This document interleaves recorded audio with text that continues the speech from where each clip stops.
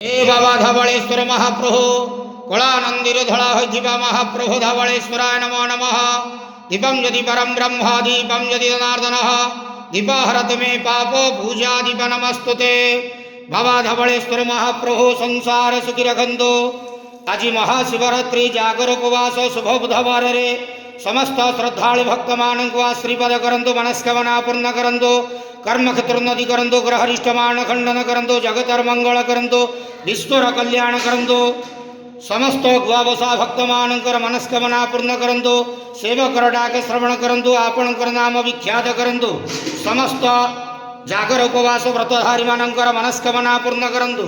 हे बाबा धवलेश्वराय नमो नमः। संसार सुखी रखंतु नंदे गवार हरि बोलो।